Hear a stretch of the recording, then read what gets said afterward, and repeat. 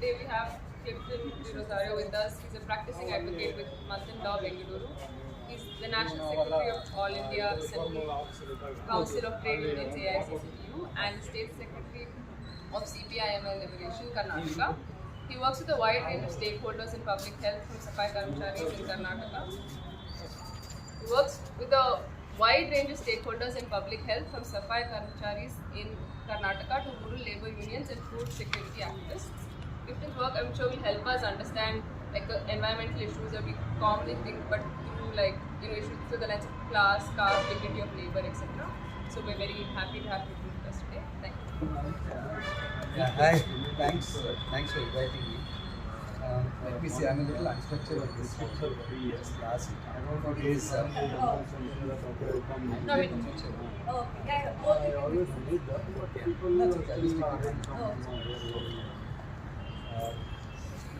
So I was saying that it's going to be a little unstructured. I think firstly, it's so nice to be surrounded by so many young people. You said you passed out of 12. There was no, when did I pass out of 12? I remember I passed out 3 decades ago on 12th. And so it's good. It's really nice to see that you're also concerned about these issues and you're gathering you. There are some thoughts that I have about this, which I'd like to share. Some critiques that I have. How some issues have been addressed. So I'll also try and share that with you. But I think the background I would imagine to this talk is the very historic 4-day strike of the Pourakarmikas across the state. Where almost 50,000 Pourakarmikas struck work from 1st of July to the 4th of July. Among other things, demanding that their services be regularized. The interesting thing is it happened in Bangalore. I mean, in every district and also in Bangalore. And you had more than 15,000 workers who were there on a daily basis. There were almost 400 workers who stayed over in the nights. But I was trying to see, who is it that comes? For whom is this a matter of concern? And it's quite surprising. I didn't see too many young people there. I didn't see too many students. After the Radhika and ISA, they really did major organizing among students to ensure that students came there to express their solidarity. Sharat and Arindam, they actually stayed over there overnight. But I was very surprised to see that a lot of people talk about environment, a lot of people who talk about stakeholders, about public health. For them, it wasn't an issue. And I think I think we need to see it in that background. There is a particular reason why some of these things are happening. Why is there an absence? Or why is there a presence? I think where is the solidarity? And if there isn't, then why is there no solidarity? I think these are questions, especially in the context of these workers, we need to raise. Disha, she had told me, I think within a month ago, that whether we can do this talk, and that was in the context of the heavy rains that happened at that time. A large number of the hutments of these Pourakarmikas got flooded. In fact, in one area, the sheds in which our workers live, there's an adjoining huge kind of a land or some big landowner, very, very big concrete walls. The concrete wall fell on the hutments. But the people who went there to help the workers were from our union, and no one from the neighborhood also came there. Basically, in that pouring rain, where all of us were there trying to ensure that we remove that wall, ensure it's safe through the night, no officials, no one. So it was in that context, actually, I think we had a chat in which she said, it would be good to talk about this. But I think my life has become a little easier because Malini has done a talk about this already, where she's spoken at length in regard to how does one understand this flooding that's happened, looking at it more from a caste and class kind of a lens.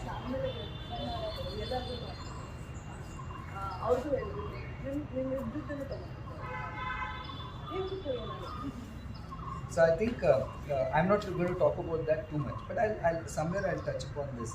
I'm more concerned, like I said in the beginning, about why is it that these workers who are in what we call workers in our union as the doctors of the city, and that's not something that one says rhetorically. I think there is a factual basis.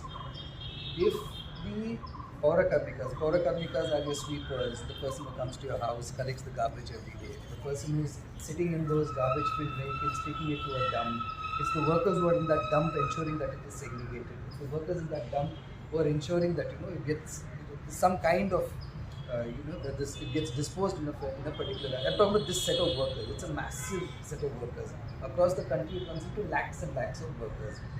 Now these workers, for me that question becomes very fundamental. And if you look at, if a worker doesn't come for one day, and I've seen this in my own area, the next morning you'll have people at their doorsteps asking, "Yenamma, yak bandila neevu?" Not ನಿಮ್ಮ ಮನೇಲಿ ಏನಾದರೂ ಯಾರಿಗಾದ್ರೂ ಆರೋಗ್ಯ ಕೆಟ್ಟೋಯ್ತಾ, ಏನಾದರೂ ಸಮಸ್ಯೆ ಉಂಟಾ, ಅದೆಲ್ಲ ಯಾವನು ಕೇಳಲ್ಲ. ಯಾಕೆ ಬಂದಿಲ್ಲ ನೆನ್ನೆ ಕಸ ನೋಡಿ ಡಬಲ್ ಆಗಿತ್ತು. So it's almost an equivalence of the garbage with the person, and that I think is a very, very fundamental issue that we need to think of. I was just reading this recent report, it's called something, Climate Change and SWM. It's issued by the Department of Science and Technology, the Ministry of Science and Technology, Government of India. Incredible. So it gives you all these statistics. Some 62 million tons of solid waste is generated every year. It's a major crisis. It's a leading environmental concern, so on and so forth. And this is something that we all need to be concerned about. We need to think about how we're going to address this, because it's leading to climate change. You are having the greenhouse gas emissions that are taking place, particularly methane. So that's something that we need to do. And then it goes on to say how it is addressing it, and it refers to the solid waste management rules of 2016. I really think all of you should impact this. It's incredible. It's almost like there's this magic wand that operates in every city and town and panchayat of this country. It's waved every single day and the garbage disappears. And you have these rules that talk about that. So everywhere, even if you look at it from the policy point of view, there's a complete absence of the worker. And this marginalization of the workers that one sees, this almost erasure of them, I think that when you start to try and understand that, I think then it kind of becomes a little more obvious. So for instance, who are the workers who are doing this work? What community do they belong to? What class do they belong to? What gender do they belong to? What language do they speak? Where do they speak? I think when you go down that road, then you see that it's almost entirely Dalit. The entire workforce that is sweeping, removing garbage, yours and my garbage. It's not the garbage that they are producing. It's the garbage that we are producing in our households, which is increasing, and of course they'll give you hundreds of reasons for that. So the report says, why is garbage production, why is the waste generation increasing? It's increasing because of urbanization, it's increasing because of industrialization, it's increasing because of population growth. Yes, it's increasing because of all of that. But what's the fundamental reason why it's increasing? It's capitalism. It's the manner in which the kind of economic policies that you're pursuing. So somebody just flagged that. Maybe later on we can, during the discussion, we can get back to that. But I'm more on the point of the workers. Now, why is it then, the question that then should emerge is, why is it that it's entirely that? And I think if you do not ask that question, that's a fundamental injustice that has been caused. In our country, everything has to be seen through the caste lens. A lot of people are very uncomfortable with this. Caste does not exist. As if I know what your caste is, and we are friends. That is not the way caste works. I think if 99% of the people cleaning your city are Dalit, then you need to understand why that is happening. And if you look at the manner in which, a lot of us think that caste does not operate in the city. It's incredible how caste operates in the city. I've seen this in households of my classmates when I used to be in college, which was many years ago. But I think that practice still continues from what I learned from domestic workers. You look at how a domestic worker is treated in a household. And I think for me that's always a good indicator. So you have certain households where they will have two domestic workers. One domestic worker will belong to their caste or an equivalent caste or a caste just below them to cook and clean the house and to clean the wardrobe. And one worker will inevitably be Dalit to clean your toilet and to clean the roads. So if you haven't observed this, I would request you all to actually keep your eyes open and you see this. And this is one of the ways in which caste operates. There are structural ways in which caste operates, and that is when you look at the entire question of sanitation workers. You look at your private institutions. Who are the students over there? What communities do they belong to? And then find that caste is just every single place if you open your eyes. There are a lot of Ambedkarites, and a very legitimate anger of theirs is this denial of caste, especially in urban areas. I think, I would request, as people who are concerned with what's happening in city climate, I think you should also try and see it from that point of view. Now then, why is it that when you say that caste is the reason for this? I think very simple reason. And Baba Sahib actually, there's a very incredible essay that he's written, Untouchables and Their Ghetto, if I'm not mistaken, in which he talks about, so basically you have touchables and untouchables. So for the untouchables, it's only the dirty work that is actually reserved for them. And what is the dirty work? The dirty work is scavenging. The dirty work is sweeping. All of these jobs is reserved for this particular community. And the reason is this entire impurity. So when you're saying somebody is untouchable, why is it that if I touch Aratrika, that she's going to be, because I'm impure myself? That notion of purity on the basis of which caste operate. And I'm telling you, the practices are just incredible. The last 3 days, I was in North Karnataka, in Koppal and Raichur districts. So we were having these meetings of our agricultural workers, obviously from the Dalit community. Landless people, inevitably the larger percentage will be from the Dalit community. In these villages now, we are trying to also fight the practices of untouchability. It's not about fighting the practices of untouchability, it's about fighting caste. But one aspect of it, so you have in these villages, for instance, the two-termless system as it used to operate. If you've not heard about that, please, you should know about it and you should read about it if you don't know. It operates differently now. So now the steel glasses are for the dominant caste people, and for the Dalits, it's a plastic glass. And the reason they give the Dalits tea in plastic glasses because it can be disposed of. You have the Ur Katte. Still, Dalits are not allowed to sit on that. You have in the temple entry, that's like a given. You are not allowed into the temples, but it takes on different forms of this hierarchy. Of what's the point of it? The point is that you need to internalize your own subjugation. That this subjugation is natural. It's a natural course of things, that there is this hierarchy, that we are on top and you are at the bottom, and you have to acquiesce in that oppression. You have to acquiesce with that oppressive system that you call caste. That's the way it operates. So this is something that I think when we talk about Pourakarmikas, this very clear caste reason for why almost entirely all of them are Dalit. That is something that we just definitely cannot escape. This it's very interesting. I mean, if you go back in time and look at the history of this, Ambedkar actually writes about this. There's this very good edited writings of Ambedkar by Vasant Mohan. I would definitely suggest that. In that he writes about, he analyzes the municipality laws that used to exist in British India. So he analyzes the laws of the United Provinces and of Punjab. And it's just scary. The provisions of that law is that firstly it is compulsory sweeping. You have to sweep. And in the event you don't do that work, criminal action can be taken against you. So when you talk about this job being caste ordained, it being hereditary, it is also enforced through the law. That's the kind of system that we come through. So today if you see that it's only Dalit sweeping, it's not a product of what happened yesterday. It's a product of caste system, it's a product of colonial policy, and that continuum of ensuring that caste does not get tackled has resulted in this situation.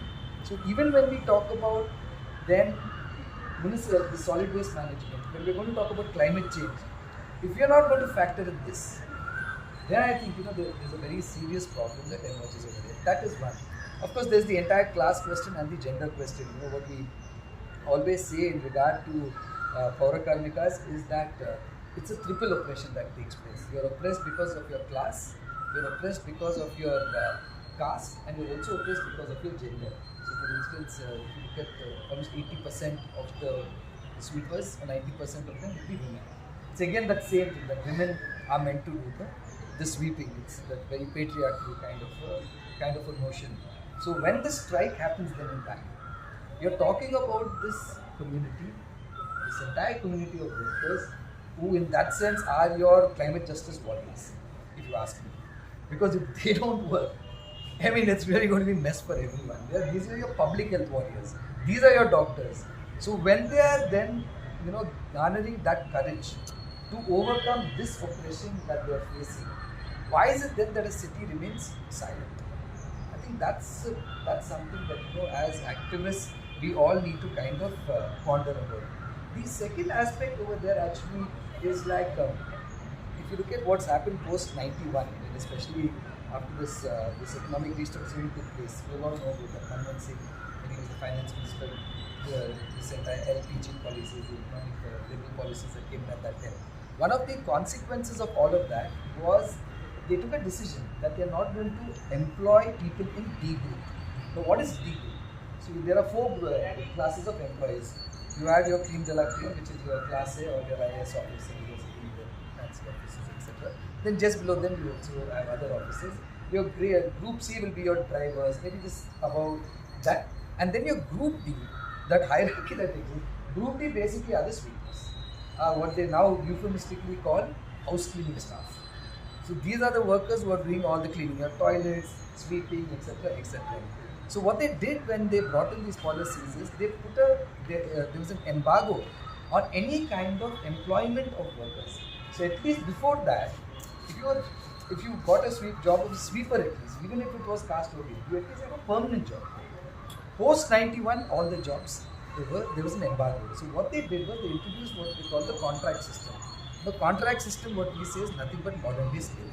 It's really nothing beyond that. So you have a so-called contract. The way the system works is very simple. So for instance, you have BBMP. BBMP will say that, see, we are not employing any sweepers.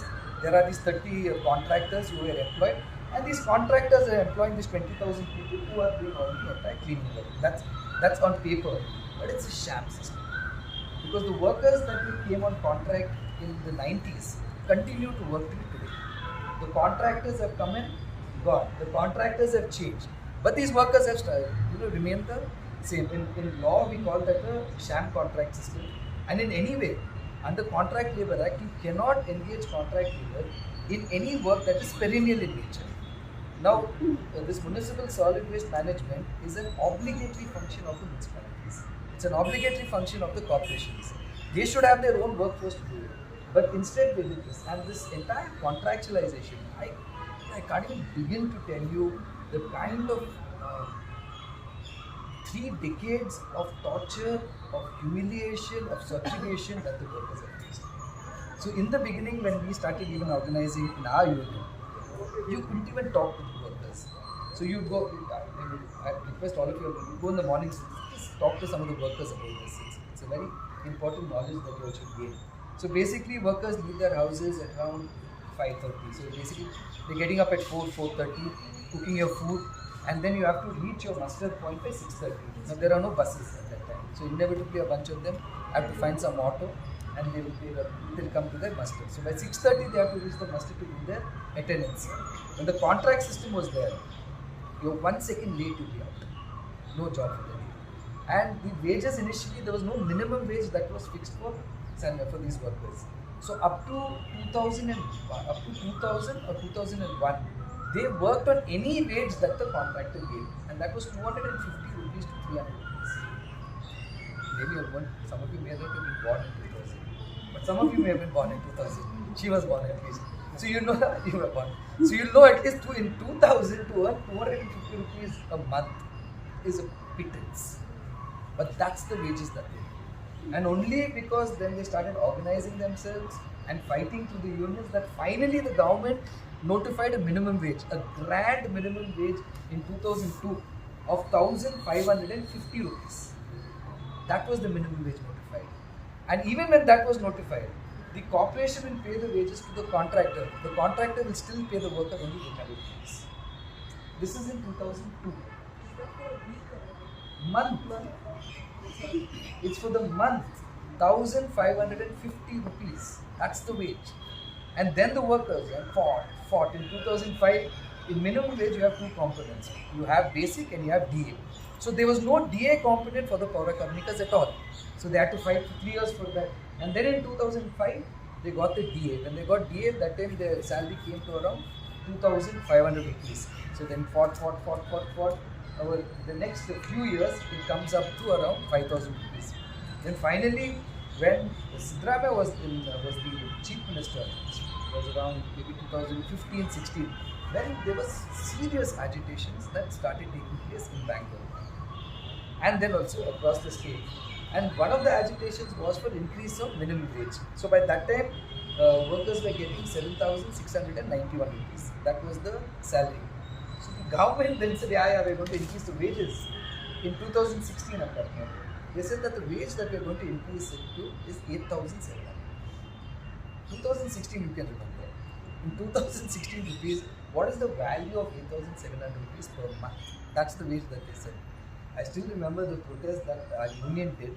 Almost 3,000, 4,000 workers went to the labor department and all the 3 floors of the labor department took over everything. Workers were in every corridor, every office. The police were outside, full dhakka mukki happened. One of them tried to hit us. So the women got damn angry, took out their slippers. All of these things happened. And then they sat down, and when we had a meeting with there's a minimum wage advisory board with the chairperson and the labor commissioner, we at that time demanded 21,000. So an officer, while we were sitting and doing this, he started laughing.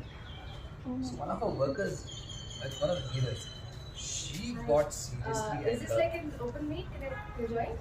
Yeah. What's this about? Talk.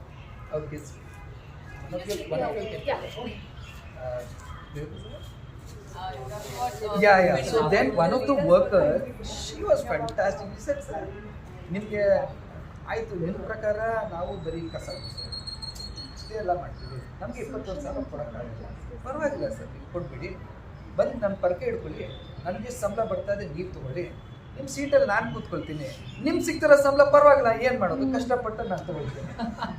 So then that officer ಏನ್ರಿ ಹಿಂಗೆಲ್ಲ ಮಾತಾಡ್ತೀರಾ, she said ರೀ ನಿಮ್ಮನ್ನೆಲ್ಲ ಕಾಪಾಡೋದು ನಾವು, ನಮಗೆ ಸಂಬಳ ಕೊಡಲಿಕ್ಕೆ ನಿಮ್ಗೆ ಇಷ್ಟು ಕಷ್ಟ ಆಗ್ತಿದ್ರೆ ನಮ್ಗೆ ಇಲ್ಲಿ ಎಷ್ಟು ಬೇಜಾರಾಗುತ್ತೆ. So she said basically that if you, this man started laughing, this officer, 21,000. Some of our workers also used to laugh. We had to really explain why it is we can make that demand. So when this officer started laughing, one of the leaders, she got very angry. I can't remember Gangamma or Chandrakala, I can't remember. She said, oh, you think that our job is such a simple job. Why don't you do my job, take what salary I get, I'll come and do your job, I'll take whatever salary you get. If you're agreeable to that, then let us stick with this. So of course then he got very angry and she said, we are protecting you. And she said, no, we are protecting your health. And for us, if you cannot give a salary, then what's the problem?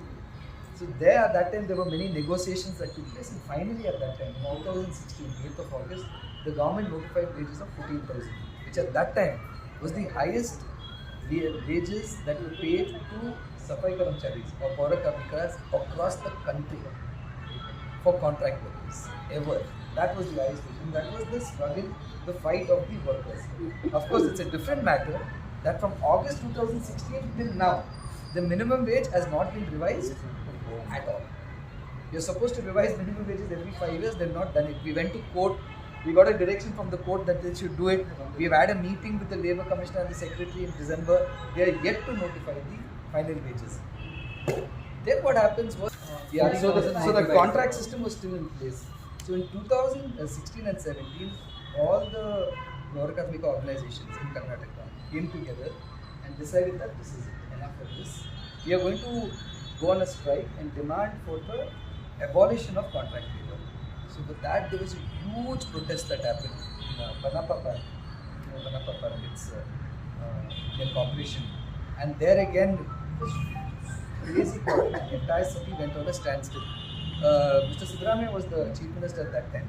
And in a meeting with him, then after that, he said, okay, at least for the sweepers, we will abolish the contract system and we'll bring them under direct payment.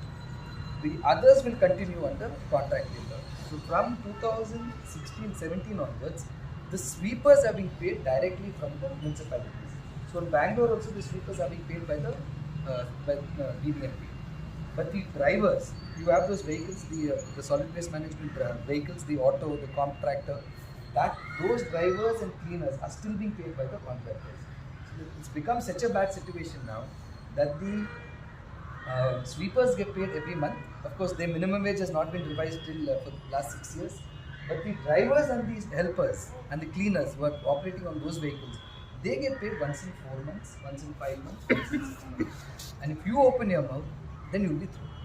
So this economic policy of that the government brought in at that time, that's the consequence of which we're seeing today. And even now, there is still a embargo. Even now, they do not employ this D group staff on permanent basis. It's only after our protest took place in July that finally the state government has said that we will regularize the employment of all the sweepers. The drivers and the cleaners will bring them into the direct payment so that the contractor is gotten rid of, except Bangalore, of course. I think in Bangalore we can't do that because the lobby is so strong. But in other cities we will do that, and you will see we'll provide them with houses, so on and so forth. So the way in which one is what I spoke to you about is how caste operates in the manner of the subjugation that happens by virtue of that. And then if you look at how these economic policies, which again is dictated by a very capitalist kind of a model, how that all of this comes together to ensure that the workers are in such kind of an oppressive, oppressed kind of a situation. So what I would think is going forward, like how do we understand this? And as climate justice activists, what is it that you all can, what you all need to keep in mind and what you all can think about? I think the first point to really bear in mind is that this is a community that is, despite every effort to put them down, has really struggled and they've achieved quite a bit for themselves. It's extremely Ladaku, as they say, very militant kind of struggles they've waged. And if you look at the sweepers and scavenger struggles, it's not an yesterday phenomenon. Very interesting history to it. In the 1920s, for instance, in Calcutta, you had various organizations, some do-gooders, some Congress people, and then a lot of communists who actually organized scavengers and sweepers, and you had strikes from 1920s onwards. And the demand that they made then, you'll be surprised that it's more or less the same demand that we make now. So Bangalore, for instance, there was a big strike that happened, I think, in 1946, and a committee was constituted, which talks again, yes, we should give them proper wages, regular wages, we should give them soap, they must have cleaning rooms, etc. You'll be surprised to know that even today, in most areas, all the Pourakarmikas or across the state, they don't have a weekly off. You have half a day off on Wednesday and half a day on Sunday. You work 7 days a week. And like I said, your working hours are from 6:30 to 2:30, but which means that you're getting up at around 4:30 every single day too. There are no restrooms. There are no toilets. At least now, because you have some public toilets, that's increased. Things are a little better over the past few years. When we started our union, I remember women workers didn't drink water through the day. The reason you won't drink water is because if you drink water, you have to pass urine. And there is no place as a woman you can go. A man somewhere will find some place. So we found that a lot of women actually started getting kidney stones. That was a very big problem. Of course, the manner of work that they are doing, it's the most barbaric form of work. The fact that you still have people, bending their backs and sweeping an entire damn street, I don't know how that, is acceptable. Why is it that you have vehicles with broken wheels that have to be pushed? How is it that that civil society or activists haven't come together to say, hey, this can easily be an electric vehicle. You don't need to break your back to push that cart, so the form of work is also extremely barbaric and inhuman. And of course, then the manner in which the workers are treated by the officials, by the supervisors and society, that reeks of casteism. One of the things that we used to, when we started off our work, we always used to talk to our workers, that this is not just a struggle for wages or for getting your permanent jobs. Of course, that is one aspect. It's about dignity. That workers are treated equivalent to garbage. So I don't even know how many of you actually know the name of the person who sweeps your street. I think that's essential because they're doing set service, and this is generally the case. So you'll call them Kuppamma or A Bare. The question of respect is not there. And some people who feel little thing, they will give them food, etc. So we started telling our workers that this thing of them giving you the old food, that we have to stop. We'll fight, we'll get better wages, we'll get better working conditions, we'll ask for the government to give us food. We don't need anyone's stale food. And I remember this thing that happened once in one area which became like a really little watershed moment for our union. There's this one worker, Nanjama. Now she's retired. So Nanjama, she took this very seriously. You correctly. So one day, of course, she was sweeping, and this one lady and some people called her and said, "Pama, Nanjama, come here. You take this food." So she gives her food in a plastic cover. It has rice and dal. It's just both of it poured into a plastic cover and said, "Oh, you're so sad. You came so early in the morning. You may not have eaten. You eat it." Nanjama, I think finally something good. So she asked that lady, like, "Who all lives in your house, madam?" Madam said, "My husband has passed away. I live with my son. My son is an IT engineer." So where is your son? He got night duty. My son will come at 7:50. So Nanjama gave her back and said, "Put it in the fridge. When your son comes, heat it up and eat it. We now know how to earn our living. We don't need state food." I think for the union, that became a huge thing. It got spoken of so much, it inspired so many more workers to start taking that up. And the story of this fight, if we actually get into the nitty-gritties of this organizing, of the fighting, it's an uphill battle.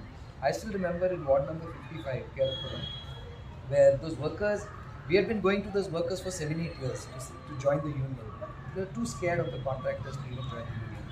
One final day, we get a phone call from one of the workers saying that, there's a big thing that's happening. Will the union help us? We didn't even ask what. We landed up there, and then we find out that these women hadn't been paid for the last 4 months. Of course, we should not be paid for 4 months. It's impossible to survive. So they went and asked the contractor. The contractor had come to their area that day, where they take attendance. So they said, "Give us our wages." The man pulls his pant down and says, "Whoever of you want your salary, line up over here. I will tie tali for you. I'll take you to your house and I'll pay you your wages." So the women were obviously out. What nonsense is this? And they went and they abused the man. He, with his henchmen, assaulted the women. 2 of the women, their hands get cut. One woman had a deep gash, full blood. Took her to the hospital. And we go to the police station to file a complaint against the contractor. We reach the police station to find that the contractor is already sitting there, filing a complaint against the workers, saying that the workers abused him. So we then called our other workers, garrowed the entire police station. There were almost 500, 600 workers were there, and we said that until these men are arrested, we are not going to go. So then finally an FIR got registered against the contractors and his men. 10 of them were arrested by the evening, and only after they were arrested did all of us go back. And those workers today, no one can say anything. That's how strong they've become. And but it's so incredible. Something like this has happened in public. Shopkeepers, everyone has seen it. It didn't matter to anyone. That this is how these workers are being treated. One more last story. The stories are very important stories. There's one worker who's member of our union called Kalyammal, she's in Indranagar. So over there, so she was whatever doing and stuff. And this one Resident Welfare Association president, extremely very famous activist over there apparently. She was walking a dog, and a dog poops on the street. And she says, "Hey, Baramma, remove the dog shit." And we had told our workers that we are not here to remove shit. That's whatever it is. Beyond that, we are not going to do it. So Kalyamma told her, "Unga nai pee neenga tha varadu. Your dog's shit, you can you can remove it yourself." So of course, our madam, she couldn't take it. That this sweeper is speaking back to her, you bitch and gitch and everything under the sun. She started abusing. So of course, they don't know English. Then she said, "Amma so we understood what she said. Not only that, this woman then has the atrocity to go file a police complaint against the workers, saying that the workers were threatening her.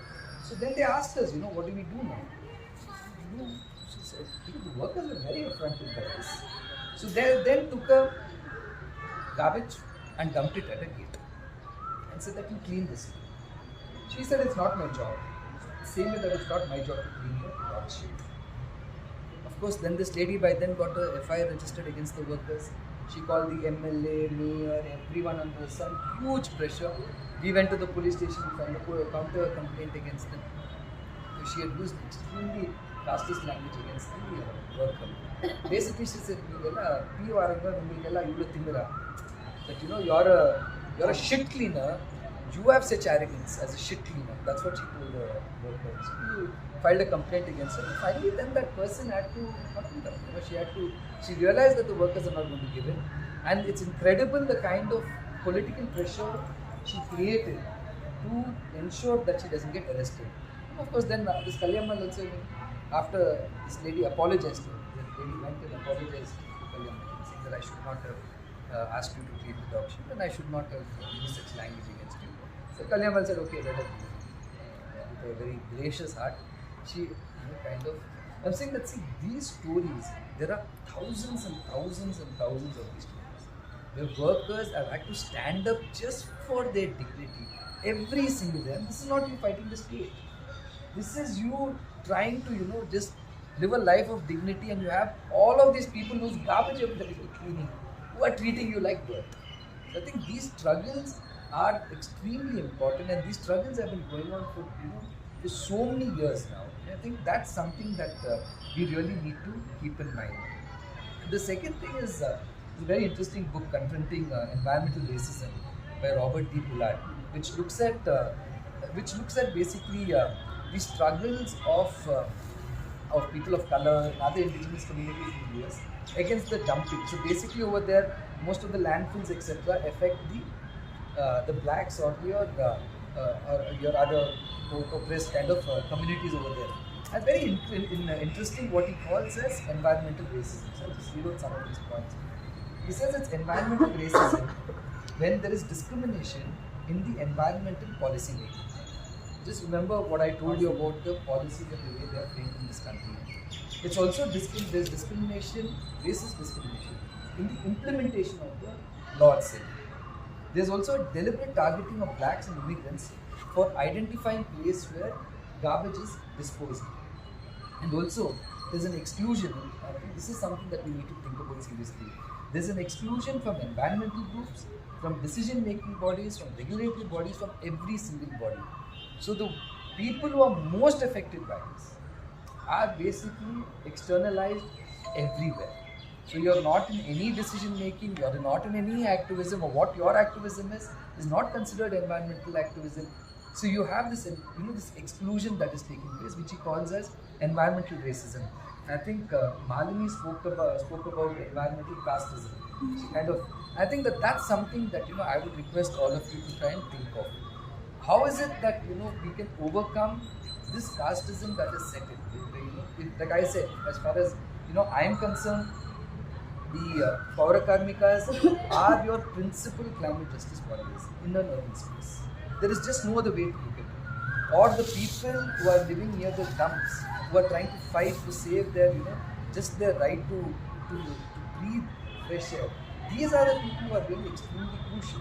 So how is it that we can then start integrating all of these struggles? Because at the end of the day, what they did in the US, especially the black environmental activists over there, was to bring together environmentalism and social justice. I think that for me is a very principal kind of a lesson that we can take away. Many years ago, I used to work in Adivasi communities in Central India, Maharashtra, Madhya Pradesh, and Maharashtra and Gujarat.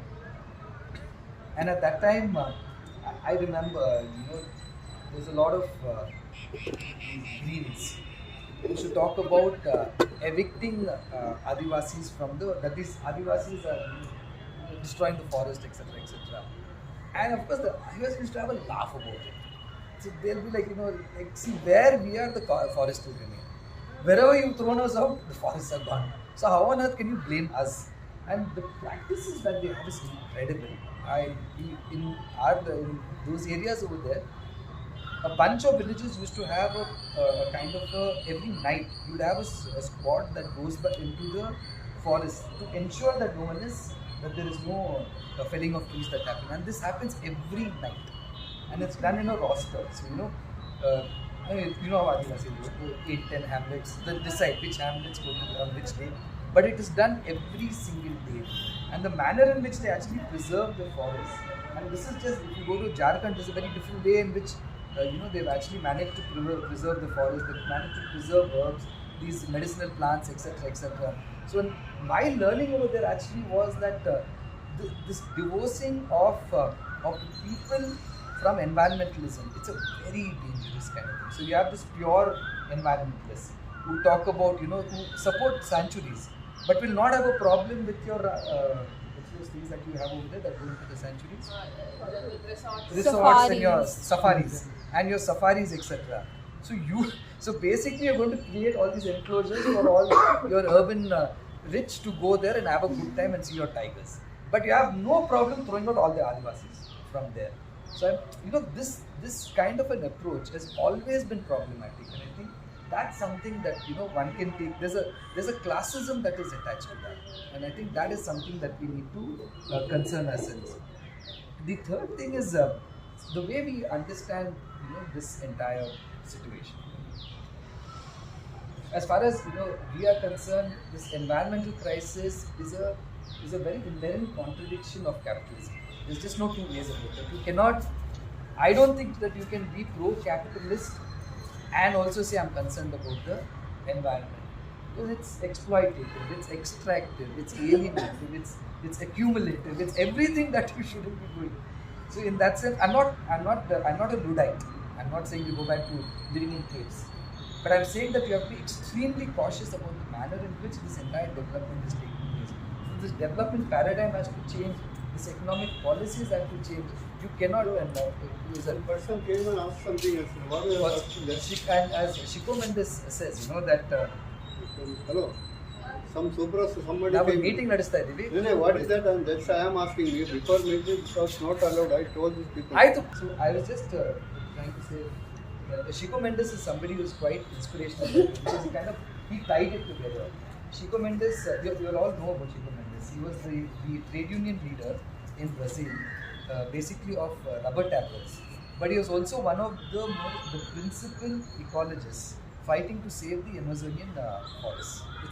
It just brought it together, and of course he got killed. He was killed because this kind of an approach is something that is unacceptable. So this is quite a bit of work. His work, I think, is something that we all can learn of how you can actually tie the interests of the working class with ensuring that that with an environmentalism.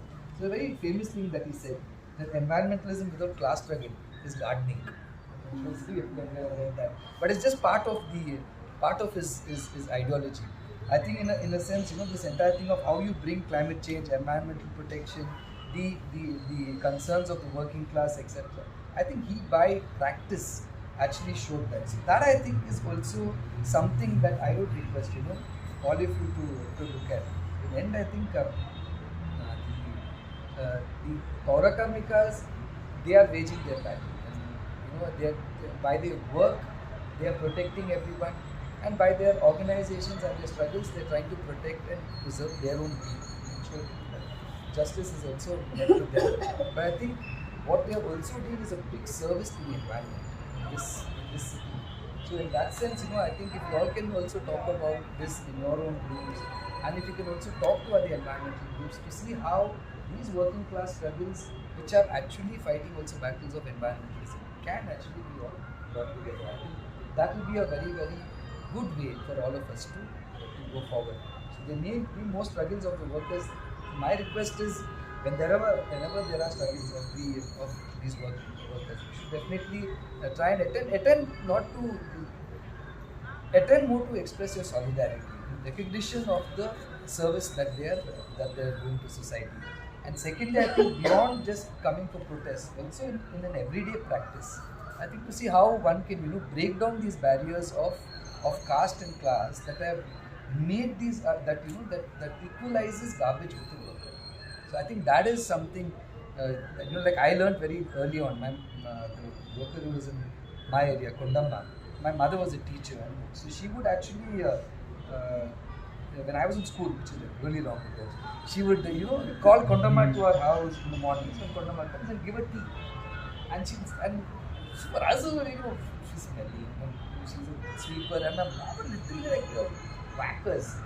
She'd say, she's come so early in the morning. Sit, she can have some chai and then rest for a little while and then she can go. I think that even so now Kondamma is in our meeting. Yeah, so she'd say, Pipi Baba. But she remembers that, and I don't think it is about being patronizing. I don't think any worker wants you to be patronizing. I don't think you need to be patronizing.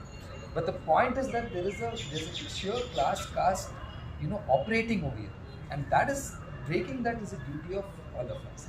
That is also something that I would request you all to kind of think of. Broadly moded, I don't think I mentioned the word flooding at all, so I'll just say flooding. And it's a very serious issue. Every time it rains in Bangalore, for us it's like, immediately make calls, or workers will call and say, okay, our temps are filled. It's so incredible, the rain. And there's no rain. The places where I just came from 2 days back, they say, Achha, I hope it rains today. You come to the city and the workers are saying, I hope it doesn't rain. Because if it rains, and then of course you come to Cubbon Park and you have it looks so nice, overcast, drizzle, quite beautiful. So the way it operates is so complicated. Let's be alive to that complication. It doesn't mean to say that we don't enjoy the rains. I love the rain. But I think we also know that the kind of effect that it has. So in fact, in this last project that we had, one of the demands that we made was that there needs to be houses for every Pourakarmika.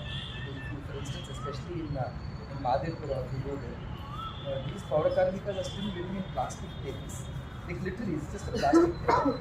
So now a lot of the workers, what they do is they come to office before the monsoons, and the banners that we make for various hotels, they take the banners and they go, because it's much more sturdy. It's flex banner, right?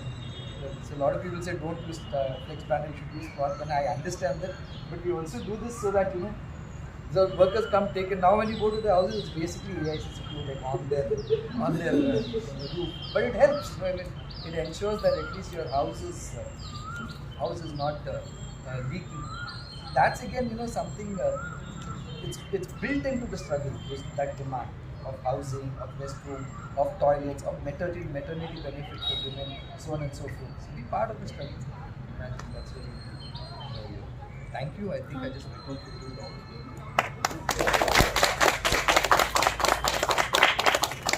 Anybody has questions, I think.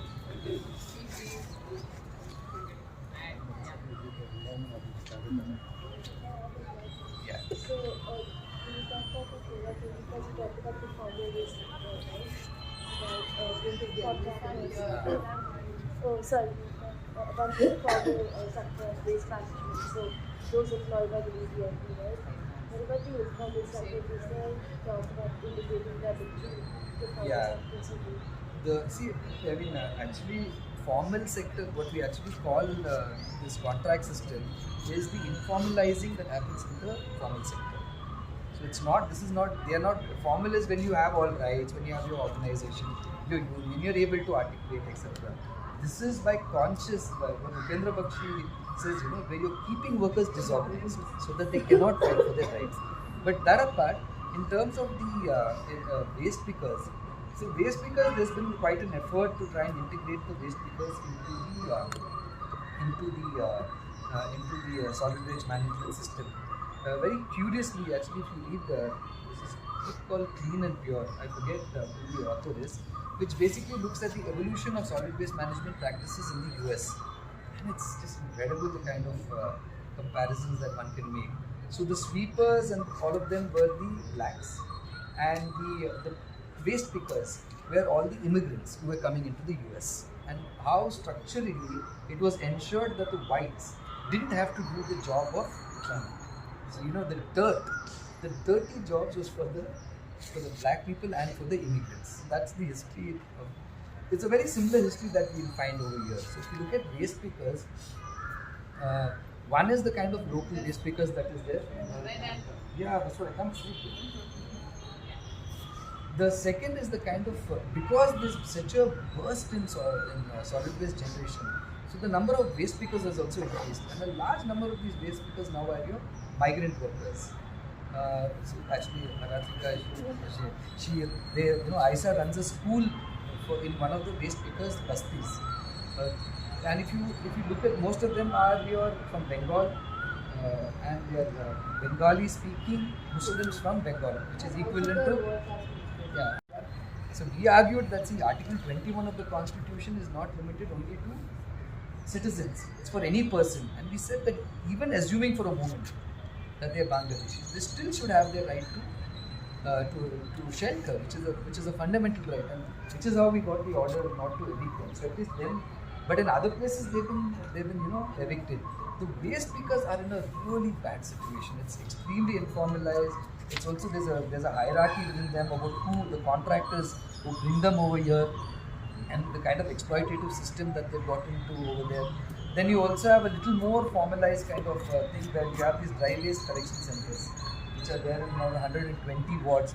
But again, these are run by all these NGOs, and it's basically the workers are not in that sense empowered. In law, the solid waste management rules actually talks about specifically of integrating what it calls the rag pickers into the solid waste management. So actually there was a lot of demand that at least identity cards should be given to the waste pickers, because waste pickers actually they start their work at around 2 in the morning, 1:30, 2 in the morning, and you have to, because before all the garbage goes in, right? So before the garbage is picked up by the Pourakarmikas, they have to finish their work. So they start at 1:30 to. Most of the time they are getting harassed by the police. So there was one demand that they made, which was that can we have an identity card? So around 2011 or 12, they did one batch of giving identity cards. They have not renewed it thereafter. They are not giving identity cards thereafter. So it's a very difficult task. We are trying to build a union of waste pickers as well, so that we can. This NGO model we don't agree with. It just doesn't work.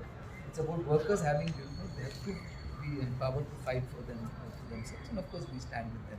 So let us see. We are trying to see if this union can be built. Maybe things can improve over there. They're responsible for building a majority of the recyclable waste, right? So should we really also people involved? Of course, without a doubt. In fact, they are saying that they are integral to this entire system. They should be treated with dignity. They should be given every single right that is possible, but it's not happening. And the problem is also that they are not organized to make that demand. The only groups that have worked with them till now have been NGOs which have not organized them. It has to be that that there will be an organization of workers which starts demanding this. You have to demand for also some kind of a recognition of their employment by the BBMP. There has to be some kind of some manner in which their employment is protected, where they are not at the mercy of their contractors. All of this is extremely excessive. So at the beginning of the talk, you were talking about this minimum wage, the changes over the years, right? Is the system of how they come up with that minimum wage transparent at all? Because like 7,291, like it seems very arbitrary. How do they come up with those numbers? See, minimum wage, the way it's fixed under the Minimum Wage Act, which is of 1948. Now, under the Act, and now that Act has been interpreted by the Supreme Court, there's a very famous judgment called Reptacos. So Reptacos basically lays down the heads under which wages have to be calculated. So your primary is your rent, then your food, clothing, education, then other miscellaneous kind of expenses, and it's a percentage of each of it. Now to actually fix that wage, you have what is called the Minimum Wage Advisory Board. So the Minimum Wage Advisory Board, its job is to collect data to see how much is necessary. What is the minimum wage that is necessary for a family to live. So though you have all of this, the way in which it's done is really, it's a pittance. It's so variable, which is why I'm wondering. Yeah, but that's how it is. So now the minimum wage is like around 10,000 for Karnataka. But the floor minimum wage nationally, which the union government had suggested, was 178 rupees per day. That's what they say is sufficient for you to live. The poverty line figures is like 27 rupees per day. If if you earn 27 rupees per day in a rural area, to 158, right? Recently, how much is it? 150, that was by the UN. 178. 150 was the poverty line, but that is also not agreed on. But for see, India. and what they do is this. So basically now there was one committee that they constituted which says that 375 rupees per day per worker should be the minimum wage. That is too much according to the government, because that comes to around 10,000 rupees per day. So what do? They constitute another committee which will again look into minimum wage, which will come up with its own criteria. So you will keep having committees till the committee says that it should be some 100 rupees maybe. So this minimum wage is really what we call, it's not minimum wage, it's starvation wage. It's the wage that you pay to a worker to ensure that that family does not starve to death and has enough of energy to come back the next day to work. So it's just for reproduction of labor. It is not for the family to have any kind of a future. You cannot ensure education, you cannot ensure health services, you cannot ensure everything. And it's coupled with this, right? So while on the one hand, while you rightly said, it's an arbitrarily low minimum wage. On the other hand, you have the privatization of all services. Education is being privatized. Your health services are being privatized. So if you have, which means that the expenses that are incurred for that also keeps increasing. And now, of course, the government feels that you should have GST even on curds and milk, which is now 3 rupees extra. 3 rupees may actually not seem much, but 3 rupees is huge for families. You have 3 rupees every day translates into 90 rupees every month. And people actually, these are quantums that matter, over the period of time. So now you have this kind of a wage, and you have a very high cost of living and privatized basic amenities. So it is a very, very serious struggle for survival. And if you look at the concomitant rise in this kind of communal polarization that's happening, it becomes very, very obvious why that is happening. So this communal polarization, it's not just a distraction. A lot of people believe, this entire Hindu-Muslim kind of a thing that is being drawn is to divert people from the real issues. We don't believe that way. It is definitely an agenda of the Hindutva forces, but it also plays the role of diverting people's attention. So you will fight for some temple, you will fight for some BJP activist who's killed somewhere, but you're not going to sit on the streets and say like, why on earth have you started imposing tax on curds, tax on milk? So the agenda which plays the role of the distraction. So you're seeing these things have to rise simultaneously. And across the globe, if you see the rise of the right wing, the rise of the right wing is paralleling this entire crisis that capitalism is in. So, just as we are fighting for better wages and more formalization, we also see that the public sector itself is like shrinking. Like it accounts for less than 5% of labor force, while the new mantra is to have informal contracts, partners, and 95%, I'm not sure about the figure, but a huge majority of our labor force is in the unorganized sector, majority of which cannot claim any labor laws or any of the protections under the labor laws, right? So while we are fighting for better inclusivity of the people, the government just changes the structure, saying, okay, now we have reduced the private listing, we have reduced the budget, we no longer hire. If you want to solve the problem, do it yourself, do the unorganized way. So then all of the fights, because I think the neoliberal framework came when there was the extreme rise in pressure by the unions. And now the adaptation by the capitalist market is that, okay, now we are saying, now be free. You can do whatever you want. We are celebrating your freedom. You can choose whichever work you want. But in that same neoliberal framework, there is no labor protection. There is no enjoyment of minimum wage or living wage. And even if they're active, they're only for the 5-10% who are in organized work. So while we are fighting for these laws and dignity, the opposite party is adapting quite easily. And yeah, see, that's the real major challenge before us. So when this government says you have to be Atmanirbhar, it actually means it. yeah, That you are on your own. You're on your own. This government is not there for you. The government's not there to provide anything to you. You won't expect us to do anything. You have to sort out everything in your life. It's your need. And like I said, it obviously is a moment of grave crisis in our country. If you to ask me, one of the reasons I actually agreed also to come, I think young people who want to do something, it's so important because that's the stage where we're at. You really don't know where it's going to go from here. You have an entire ideology that is saying that even the constitution, whatever limitations that the constitution has, that even that is unacceptable. This entire idea of a democracy is unacceptable. The idea of equality, fraternity, justice, these are unacceptable.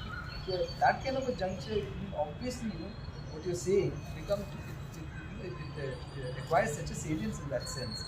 And for a lot of the working class, as it were, it's something that a lot of trade unions were actually we are very concerned about that. So while we are talking about protection, what you're actually having is a complete abandonment. And the ITI, I don't know if you know that there's a struggle going on in the ITI from December 1st till today. How many days does that make? For the calculation. These are 80 workers who were employed in ITI for between 3 to 38 years. The oldest person has worked there for 38 years. And they formed a union.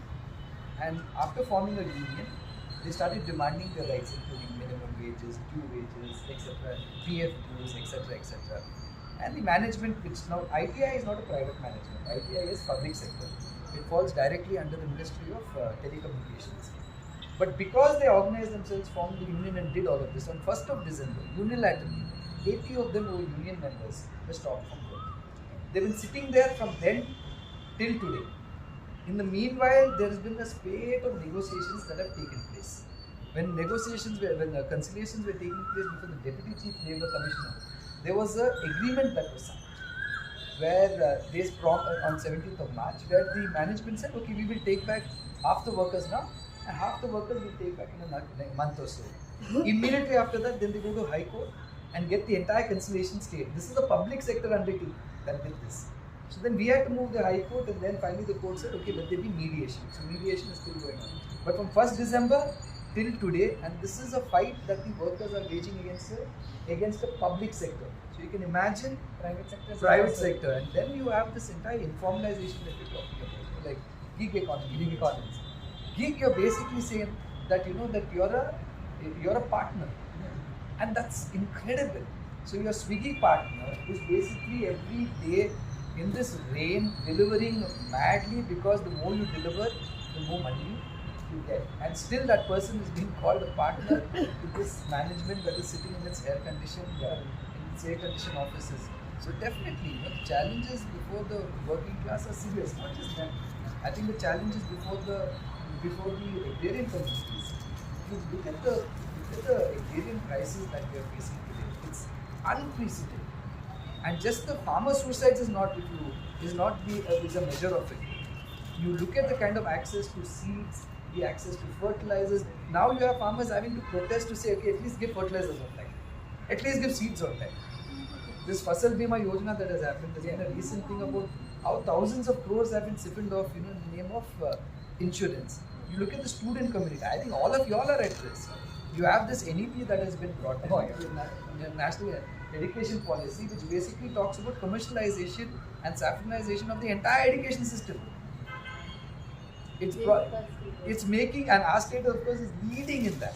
So basically they're making dropouts fashionable.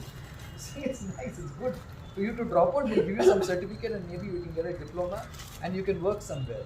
So I'm saying every section of society, whether it's Dalit, whether it's women, I mean, you look at what's happening with women today, the kind of freedom that we aspire for, the equality that we aspire for whoever belonging to whichever gender, that is not a promise now. That is not even something that is desired. Caste, the annihilation of caste which Baba Sahib talked about, that is not desired. Muslims now are second-class citizens. You have a situation where 3 youth are unfortunately killed in a particular region in Karnataka, but the Chief Minister will only visit the Hindu BJP victim, but not the others. It's as blatant as that. So I think when we talk about the crisis, the environmental crisis, the climate crisis, of course it's there, but it's linked to all of these crises that all of us are now kind of enduring. So I think it's like a serious challenge all around, and how does one deal with that? Thank you. Because I think the pattern in the US was also the same. When the financial crisis happened, like everybody expected capitalism will end and then the government will penalize all of these people. But the government bailed them out. Similarly, so it became state-sponsored capitalism. So when we are fighting for the rights from the state, which is now very, very geared towards increasing capitalist markets, creating special economic zones, that is the focus of the government, and reducing. So I think who was the road transport minister? He said that the buses are a poor person. Nitin Gadkari. He said the buses are a poor man's transport. You need to outvote them and then privatize that as well. So now it's not about SEZ. Now they're talking about handing over everything. Airports have been privatized, ports have been privatized, roads are being privatized, everything has been privatized. So now it's not about, we'll have a small SEZ somewhere where this company can go and operate and no laws will apply. Now it's wholesale handover. Majority of the wealth, national wealth, is held in private hands. And not only that, you hand it over for money that they are saying. No, not pittance is one thing. So I remember this conversation I had with this guy. You were talking about corporate law. I can't understand corporate law. Okay, so I remember there was this intern who came to our office from Nalsar. And Hyderabad. And so we were having this conversation about banks. What is the function of banks? If you actually look at it, the growth of banks and the growth of... I remember there was this intern who came to our office from Nalsar. And Hyderabad. And so we were having this conversation about banks. What is the function of banks? If you actually look at it, the growth of banks and the growth of capitalism is parallel in that sense. So we were seeing this in investments. We were talking. I was like, this is nonsense. Why are banks giving money to Adani, Ambani to purchase something? If I want to go buy something, I'm going to spend it for my money. Why is it that the bank should be, it's called bank loading there, to go and buy? So she got shocked. She was like, what are you saying? This is ridiculous. You don't even understand the basics of economics. This is the reason banks are there. I said, this is even more ridiculous now for me. So you're saying that banks, the sole purpose that banks exist is to collect all our money and hand it over to the private sector. So, yes, that is how progress happens. Yes, that's how progress happens. So, but I'm just saying that this is common sense apparently. I may be a dunce, but I don't understand this and I don't agree with this. That my money, I'd like the money to be mine. I don't want it to go to Adani, give my banks and SBI. And then you look at, it's incredible. Then you go a step further. Not only then they will take your money and then they will buy these companies, but then if it goes sick, the banks will write it off. So this entire write-offs that you have, defaulters, lakhs of crores, not about 1 or 2 crores. It's like the number of zeros are sometimes very difficult to keep track of. That's the number of lakhs of crores that every year banks are writing off. And this apparently is like, hey, this is the system, this is how it ought to be. So we'll stand in lines to put our money into the banks and they'll sit in their offices and checks will be written in their names. And somehow this is the manner in which this economics has to work. I said, these are the things that need to change. Guys, everyone wants tea. Just take tea. We'll settle with them afterwards. Take tea. Listen, I wanted to ask one thing. So when you talk about organizing Pourakarmikas, I wanted to know how is the cooperative model working, whether it is done. I believe in Pune, there is a cooperative structure built for Pourakarmikas. For waste people, yeah. Okay, for waste people. Can we build in a cooperative society among them to come together, hold everything by themselves? See, this was actually mooted by the state government and the BBMP, and we opposed it we opposed it very severely. Because what we have found is that a lot of times this so-called cooperative model, it becomes a bunch of NGO people who are running the show. The workers, waste pickers all just become token over there. They're not the ones. It's not their model. It's your education. It's a very different class of people who are actually running the entire thing. The other thing is also what we are worried is that it then also operates as a contract. So the cooperative then becomes like akin to a contractor because it is paying the worker. Whereas what we are saying is that the government, the municipality, has to take complete responsibility for this process. So what we are demanding right now, for instance, after our protest on 4th, there was the state government has constituted a committee to come up with a roadmap for ameliorating the situation of Pourakarmikas. And in that, I'm also a member of that committee. And so in the last meeting, we had a discussion. So in that, what we said, that regularization is just one drop. What we are asking for is a comprehensive legislation to be passed by the state government, which is for the complete development of Pourakarmikas. So it should take care of not only the recruitment, the regularization, working conditions. We are making demands that the working, it cannot be 8 hours of working.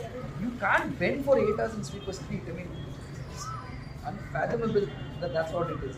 We, for instance, are demanding that it should be 6 hours of work and 2 hours of training, so that the workers can progress. They can start thinking about promotion. So then we are talking about housing, health, education services for the children, facilities for the children, etc. So a complete law is what we are talking about. This cooperative model is more of you're inserting yourself into the management. That is not going to take care of all of this. And given the very peculiar kind of situation, we are looking at this caste stigmatization, we are looking at caste oppression, it requires a much more, this approach is what we can change. So we are definitely not going to cooperate. But in a cooperative structure, it will be these Pourakarmikas will be leading the. It's really not the case. We have seen that. There will be some NGO people who are promoting the cooperatives which will run it. That's generally things like this. Whether it's, you have also cooperatives in fishing. So for instance, people whose lands get submerged for a reservoir, the government promotes cooperative societies to run the fishing over there. Inevitably, it is a mafia that controls it. It is not the people. So unless you, I'm saying that look at our country. How many people even recognize, that okay, I'm a citizen, which means as a citizen of this country, I have certain rights. I cannot be treated in a particular way. That the police exists for, to ensure law and order and to serve me. That the officials exist to serve me. How many people actually believe this? How many people operate with that entire belief? We are not a democratic society. Baba Sahib says, democracy is top dressing in our country. So the process of democratization of our society requires much more work. All of us have to work at that. When you reach that stage, then cooperative societies, etc., will become a little bit, something of a better idea. But for Pourakarmikas, we are definitely not at that juncture. I just want to know how many of them are like active political players, wanting to represent themselves, to see themselves getting into politics because they're not represented. In general, lower caste people who are the majority of this country are not represented enough in that level of politics. So if one of them decides to stand, all of the community all throughout the state decide to support them, that could be a really good way to bring about change because they will actually be in positions of power themselves. That's at all positive. It's definitely, at the end of the day, capture of political power is absolutely essential. Yeah. But capture of political power from where? Supposing you're going to be with the BJP and win an election. Yeah, that's what. Being with the Congress and winning an election, I can't understand. Being with the BJP and winning so I think it's like, for instance, but it makes a difference. I understand that. So for instance, there's this Mr. Narayana, who's the son of a Pourakarmika in Mysore, who became the mayor. And it meant a lot. He became mayor. Sidramaya basically kind of promoted him in a big way. But it made a big difference to people in the crowd that somebody from our basti, who does this work, has gone on and elected to become a mayor. Obviously, it does add to that. You cannot negate that. But in a more emancipatory kind of a sense, a worker who's there to fight for the workers, who goes there, takes that position and stands on the part of the workers. That's the best thing that can happen. That is. But can they do that? Because is there any party?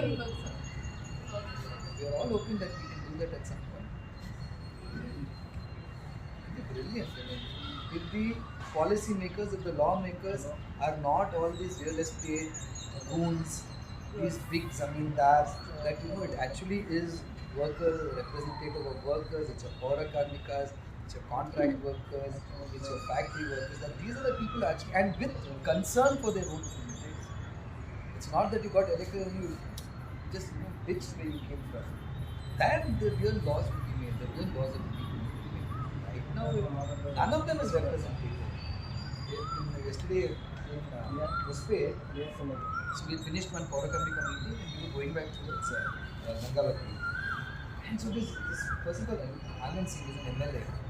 So one of the workers I was in bike with him, he said, "This is Anand Singh's house." Which angle does it look like a house? It's huge. It's like multi-floor, like it looks like it's over some 10-15 acres. It's like mammoth. And he has built such a huge property over the after obviously becoming an MLA. So just talking to that man. Don't you get angry looking at this? My blood boils. I said, what to do? MLA can do whatever he wants. Once he would have spent money to become an MLA, he's going to take it. He's going to earn it. So see, that's how it operates right now. So the true people's representatives can't do that. The true people's representatives, even from the Pourakarmikas, when they get elected, and they should get elected, they should be able to represent where they came from, represent the class that they belong to. Unless they do that, it doesn't work. It's not going to happen. If I may say, Narendra Modi does not represent the interests of China or something. Also, like we're talking about like the Adivasis and the forest rights and like how evictions and everything. And like we've also been working with the Jain Kurumbas of Nagapur. And like I don't know if you're the right person, but then like we're talking about this like new forest rights laws that have passed, rules that have passed. And I think today's the last day to submit like objection. This is that one where you don't need to ensure that FRA rights have been realized before all of us have filed objections. This government is defending every single law. Like if you look at 2006, right, was when the Right to Education Act came, which basically was okay, at least some kind of, it provides that all government schools should be given their. It also provides privatization of schools to some extent, But then you look at this Forest Rights Act. Forest Rights Act came to protect. It actually says, to undo the historic injustice. To read the law, that's what it says. But that law has been refined. In Karnataka, for instance, community rights are not given. As a matter of rule, they don't give community rights. They only give individual rights, and some of the pattas is like to some. What is that? 2 cent, 3 cent, which will basically be this much. There's just no, and it's like in toto they reject application. Sometime back there was this forest dwelling communities, Adivasis in this Karwar side. So they wanted some legal advice. So they spent 2 days. And everyone has an identical rejection. They don't know what to do after that. So they got the rejection certificate. They're sitting with them for the last 1 year, not knowing what to do. No official has gone and told them that okay, it's rejected. Now you can reapply, or you can appeal it. No one's told them.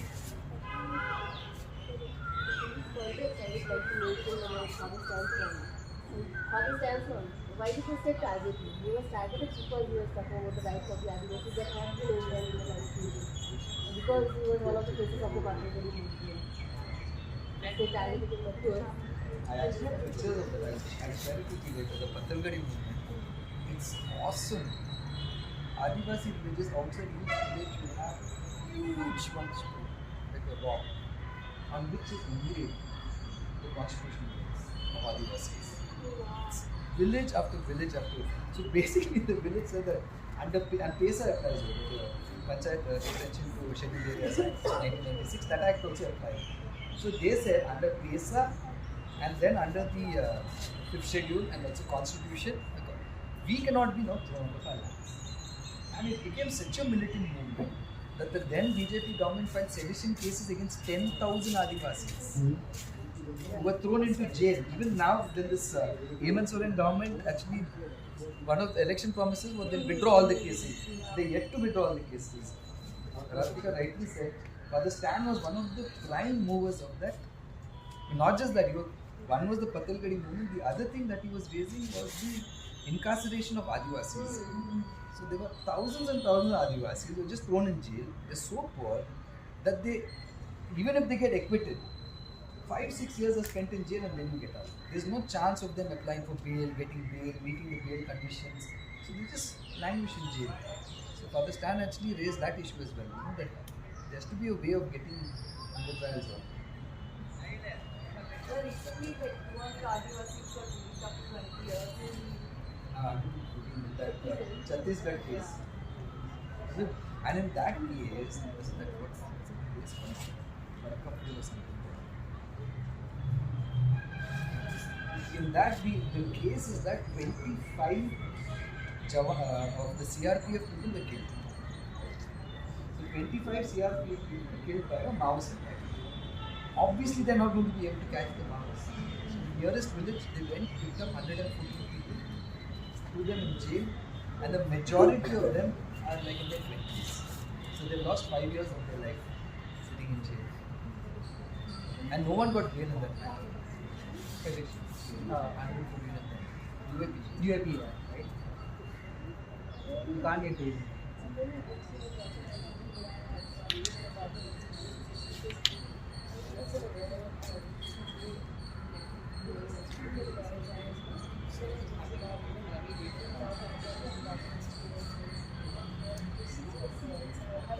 can just give it guidelines.